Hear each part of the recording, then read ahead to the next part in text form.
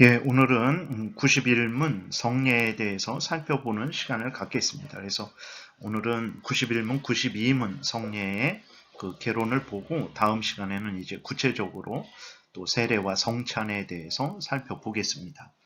왜 성례를 살펴봐야 되냐 그랬을 때 하나님께서 죄를 범한 자들은 이제 하나님의 진노와 형벌을 받게 되는데 그 하나님의 진노와 형벌을 면하는 그 방법들을, 도구들을, 수단들을 우리에게 주셨죠. 그것이 무엇입니까? 지난 시간에 계속해서 살펴본 대로 첫 번째로는 예수 그리스도를 구주로 믿는 것이죠. 두 번째로는 생명에 이르는 참된 회개를 하는 것입니다. 세 번째로는 하나님의 말씀을 읽고 듣는 것이죠. 네 번째로는 성례를 바르게 시행하는 거죠. 그리고 다섯 번째로는 이제 기도하는 것입니다. 그래서 우리가 성례를 중요하게 다루고 또 우리가 살펴봐야 되는 이유는 바로 이렇게 하나님께서 성례를 우리의 구원을 위한 유효한 수단으로서 우리에게 주셨기 때문에 그렇습니다. 이제 문답으로 들어가겠습니다. 91문 성례가 어떻게 구원의 유효한 수단이 되는가? 답. 성례가 구원의 유효한 수단이 되는 것은 성례 자체가 가지는 어떤 효능이나 그것을 집례하는 사람 안에 있는 어떤 덕에서 오는 것이 아니라 그리스도의 축복하심에 의해서 그리고 성례를 믿음으로 받아들이는 사람들 속에서 역사하시는 성령의 사역에 의해서입니다. 라고 이렇게 기록이 되어 있어요. 좀 더 이게 분리해서 구체적으로 좀 살펴보면 성례가 구원을 이루는데 효력 있는 수단이 되는 것은 성례 자체의 능력 때문이 아니고 성례를 시행하는 사람의 덕과 의도 때문도 아니고 그럼 무엇 때문입니까? 성례가 구원을 이루는데 효력 있는 수단이 되는 근거는 예수 그리스도께서 제정하신 성례에 축복하시기 때문이고 성경에 근거하여 성례가 바르게 시행될 때 성령이 함께 하셔서 효력 있게 하시기 때문입니다. 이게 왜 중요하냐면 성례가 어떻게 우리에게 구원의 유익이 되게 될까 그랬을 때 이것을 분명하게 하지 않으면 그 성례 자체가 우리에게 구원을 주는 어떤 신비한 능력으로서 인식되게 되고 성례를 신비하게 신성하게 그렇게 여기게 되기 때문이죠. 로마 카톨릭이 그렇죠. 로마 카톨릭은 그 성례 자체 거룩한 예식, 교회에서 행하는 거룩한 예식 자체가 능력이 있습니다. 그래서 그들은 세례가 능력이 있죠. 영세가 능력이 있습니다. 그래서 믿음이 없이 세례를 받아도 세례를 받으면 그들은 어쨌든 지옥에는 가지 않게 되죠. 그렇기 때문에 전쟁터나 어떤 긴박한 상황 속에서는 성례 자체가 세례 자체가 능력이 있으니까 아무나 세례를 베풀어도 되는 것입니다. 이러한 세례 자체를 성례 자체를 신비한 것으로 여기게 되죠. 미사 같은 것도 마찬가지요. 미사 자체가 능력이 있는 것입니다. 그래서 믿음 없이 미사에 참여해도 미사에 참여하기만 하면 그것이 그에게 공덕이 되게 되는 거죠. 그리고 또 하나는 성례를 시행하는 사람에 의해서 성례의 효과가 나타난다라고 하면 그것도 결국은 어떻게 되게 됩니까? 사람을 의지하게 되기 때문에 그렇습니다. 물론 합법적인 목사가 성례를 시행하는 것은 당연하죠. 그럼에도 불구하고 성례가 우리에게 구원의 유익을 가져다 주는 것은 그 사람 때문이 아니라는 것을 기억해야 됩니다. 그래야 성례 자체를 신성시하고 아니면 사람 자체를 신성시하는 잘못을 범하지 않기 때문에 그렇죠. 이것이 이제 로마 카톨릭이 대표적으로 범하는 잘못입니다. 그러면 성례가 우리의 구원을 이루어 가는데 효력 있는 수단이 되는 그 근거는 뭐냐? 바로 예수 그리스도께서 제정하셨고 그 제정하신 성례에 축복하시기 때문에 그런 거예요. 성례 자체 때문에 또 사람 때문에가 아니고 예수 그리스도께서 복을 주시기 때문에 그렇습니다. 그리고 그 성례를 성경의 근거에서 바르게 시행할 때 성령이 함께 하셔서 그 효력 있게 하시기 때문에 은혜를 내려주시기 때문에 우리의 구원을 이루어 가는데 성례가 효력 있는 수단이 되는 것입니다. 그래서 그 마태복음 26장에 보게 되면 이제 이렇게 기록되어 있어요. 그들이 먹을 때에 예수께서 떡을 가지사 축복하시고 떼어 제자들에게 주시며 이르시되 받아서 먹으라 이것은 내 몸이니라 하시고 또 잔을 가지사 감사기도 하시고 그들에게 주시며 이르시되 너희가 다 이것을 마시라 이것은 죄사함을 얻게 하려고 많은 사람을 위하여 흘리는 바 나의 피 곧 언약의 피니라 이렇게 기록이 되어 있는데 예수님이 이제 성찬을 제정하신 거예요. 제정하시고 그것을 명령하셨죠. 그리고 그 명령에 따라서 성찬을 시행하게 될 때 예수 그리스도의 몸이 주는 그 혜택, 예수 그리스도의 피가 주는 그 혜택을 누리게 된다라는 것입니다. 그렇게 누리도록 예수 그리스도께서 복을 그 성례 를 시행하는 자들에게 복을 주시겠다라고 약속하셨고 주고 계시기 때문에 성례를 시행할 때 그것이 우리의 구원에 유효한 수단이 되는 거죠. 또 마태복음 28장 19절에 예수님이 부활 승천하시면서 이렇게 말씀을 하십니다. 그러므로 너희는 가서 모든 민족을 제자로 삼아 아버지와 아들과 성령의 이름으로 세례를 베풀고 내가 너희에게 분부한 모든 것을 가르쳐 지키게 하라. 볼지어다 내가 세상 끝날까지 너희와 항상 함께 있으리라 하시니라 그러셨어요. 세례를 베풀어라 이렇게 말씀을 하시고 세례를 그렇게 명령을 따라서 세례를 베풀죠.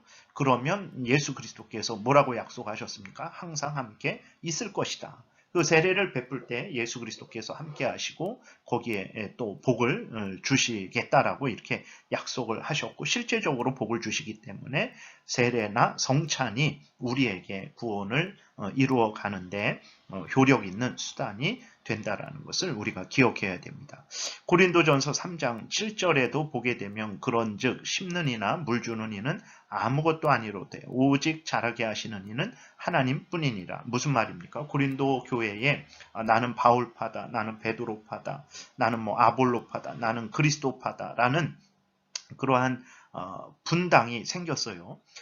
근데 바울이 그러한 것들은 아무것도 아니다. 바울이나 게바나 뭐 아볼로나 다 하나님의 예수 그리스도의 일꾼들이다. 너희들을 위하는 자들이지 그들에게 속해 있다고 그들 편이라고 그들에게 세례를 받았다고 너희들이 어떤 복을 받는 것이 아니다. 하나님의 은혜를 받는 것이 아니다. 중요한 것은 하나님이 너희들에게 은혜를 주시는 그것이 중요한 것이다. 그래야 너희들이 복되게 되는 것이지 뭐 바울에게 세례를 받고 바울에게 속했고 그래서 너희들이 유익을 얻는 것은 아니다라고 이렇게 바울이 고린도전서 3장에서 이야기하고 있는 것입니다. 우리 이제 하나님의 사람이 되었죠. 그래서 하나님의 사람으로서 구원받은 자로서 살아가는 데 있어서 성례가 세례와 성찬이 어떻게 우리에게 효력 있는 수단이 될까? 바로 예수 그리스도께서 제정하시고 거기에 복을 주시겠다라고 약속하셨고 복을 주십니다. 그리고 성령께서 성례를 믿음으로 성경의 근거에서 시행할 때에 또 함께 하셔서 그 성례의 의미, 성례가 나타나는 그 의미들, 그 은혜들을 실제적으로 누리게 하시기 때문에 성례가 구원받은 자로서 삶을 살아갈 때 구원의 유효한 수단이 된다는 것을 우리가 기억해야 되겠습니다.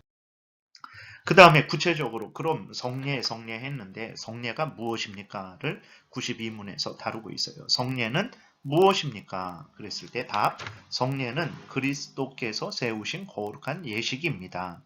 이 예식에 있어 사람이 지각할 수 있는 표들에 의하여 그리스도와 새 언약의 은혜들이 신자들에게 나타나고 인쳐지고 적용되는 것입니다. 라고 이렇게 기록이 되어 있습니다. 좀 정리하면 성례는 교회의 머리 되시는 예수 그리스도께서 세우신 거룩한 예식입니다. 그러니까 교회가 행하는 거룩한 예식, 구원의 유익이 되는 거룩한 예식이 되기 위해서는 가장 근본되는 것이 무엇이냐?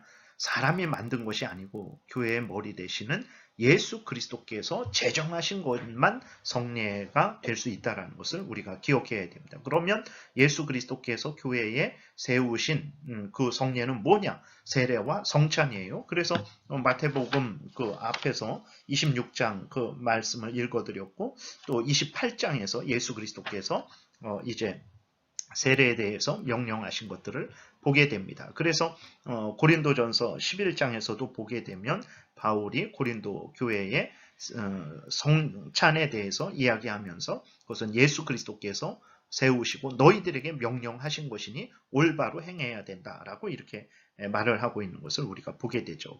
로마 카톨릭은 이제 칠성례를 주장하고 있어요. 세례, 성찬, 견진, 고해, 임직, 결혼, 종부.